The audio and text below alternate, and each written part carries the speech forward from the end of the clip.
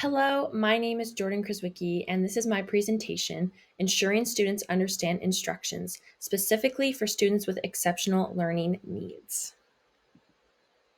So basically, this presentation is instructions on giving instruction. So the key points that we're going to go over is gaining students' attention, providing written and oral instruction, repetition of instruction, chunking instructions, and tellbacks and show me's. So when you're dealing with students with exceptional needs, it can be difficult for them to grasp certain material. And a big part of teaching in the classroom is giving instruction. That is the first step that a teacher does. So if a student doesn't understand the instructions given, then they're not going to be able to succeed in the class.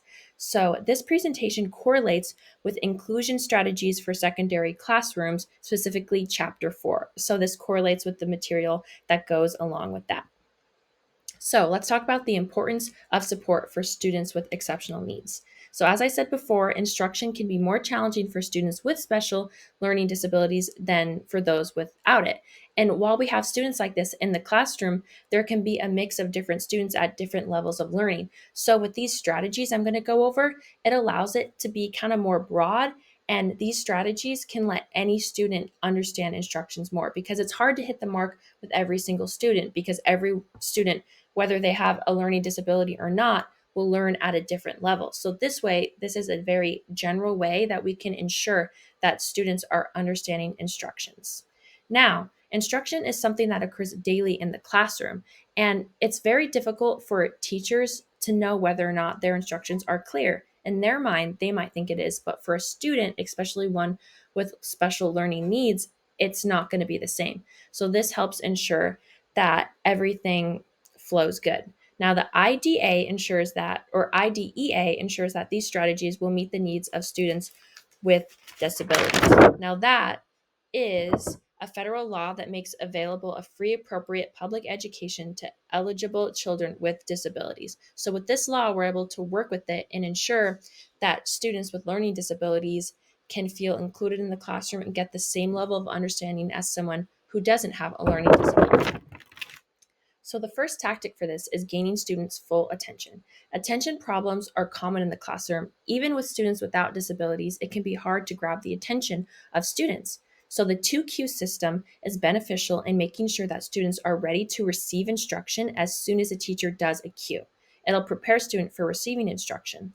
So this basically means that a teacher will do a certain cue, whether that's a verbal cue, a visual cue, and then students then know after the teacher tells them this, that this means it's time to receive instruction. They need to be quiet.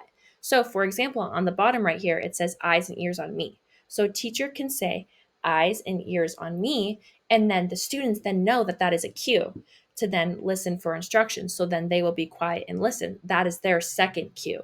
They are physically being quiet, and then the teacher can move on with instruction once that cue is fulfilled. Now, there's many different ways that teachers can do that. On the right-hand corner, we have attention grabbers, and it could be verbal, like a teacher saying class, class, students respond yes, yes. And yes, this does get them to pay attention, but also in the student's mind, they'll create a habit and they will think, okay, once I do this cue, that means it's time to learn, and it'll be easier for them to pay attention because in the back of their mind, they know that it's time for instruction. It could also be visual, where a teacher can do a certain clapping motion and then they repeat back. They know it's time for instruction. So this will help gain the attention of students when instruction needs to be given. Now, for written and oral instruction, this is another area, and there has been much debate over whether what is better, written or oral instruction. And the truth is, it really depends on the student. When it comes to different disabilities in the classroom, certain disabilities work well with visual, other ones work well with written. So it honestly just depends. So the best way to tackle this is a combination of both of these tactics. So if you look on the graph on the right, it shows written instruction on the bottom and oral instruction. And this percentages on the left-hand side show how well the students performed when given this instruction. So the written instruction is a little bit before or under the 60%, and oral is a little bit above 80. But this would meant instruction given in a short period of time with a short assignment. But when researchers decided to do this where they would do it in a long period of time, that blue line was actually flipped. And the written instruction had a higher percentage, the oral instruction had a lower. So, with that said, that's more evidence that it honestly can depend with written and oral instruction with the students. So, that's why we find it best to do a combination of both when giving instructions. You can talk about the instructions, also show a written version of these instructions, and that will do an overall better understanding throughout all students. So, with this method, perception improves, confusion is eliminated, sequencing is facilitated, and frustration can get reduced within students. Repetition of instruction. So, repetition is super important when giving instruction for students with learning disabilities. It creates an activation in the brain where the more it is told, it'll have a better stick within the brain. Once isn't always enough. And this doesn't just apply to students with exceptional learning needs, honestly, with other students too who just might not be the best at listening. Memory is enhanced, so the more you hear something, the more it's going to stick in your brain. And once again, sequencing can be facilitated. And in the middle, we have a picture of an educator. He's repeating the same information. So if you keep reminding students, even throughout the assignment, it's going to stick with them better. Now we have chunking instruction. So when you give instruction, if you set it up by chunking the information, it allows students to visually see it a little better. It'll reduce the memory load and it'll help students retain the information with short strings rather than long strings of info. So if you look at the top picture, you see a long list of information. And then on the right, you see it broken up in sections by like food category. So as you can see, looking on the left is a kind of a long list. At the right, it's kind of easier to see, okay, they're chunking it by food group. So that is what chunking means, is separating the information by categories. Visually, you can remember it more. For example, you could be like, okay, we have different food groups here rather than just a long list of foods. At the very bottom in the red blocks, you can kind of see how you have a large document, then you have it chunked up.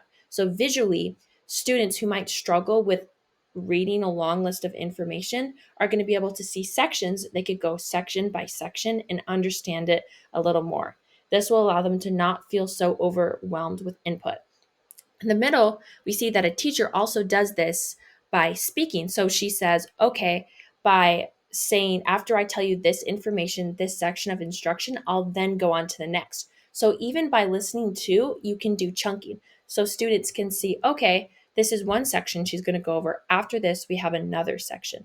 So by breaking it up into chunks, students who might have more difficulty understanding instruction are going to be able to succeed a little more. Now, tellbacks and show me's. So this basically means that when a teacher is giving instruction, they can ensure that the student is listening and understanding. It helps for students with difficulty with verbal comprehension. And this means that after you give instruction, a teacher could say, tell me what to do or show me what to do. When a teacher asks a student, okay, do you understand? It is easy for the student to say yes. And then they're not being super truthful. They just answer yes because it's a simple answer, or they could answer no, and it doesn't really give the teacher much of a guide as to, well, where are they struggling at. It'll accommodate for poor listening comprehension too. So if students with certain needs or special needs aren't good with listening and paying attention, this will also help with it, and it'll help with memory enhancement. So by asking, tell me what to do, the student is able to show, okay, I can repeat back what I need to do, or show me what to do. They can physically show, okay, this is what needs to be done. It allows the teacher to see that, okay, instruction is being understood, and I'm ensured that these students understand.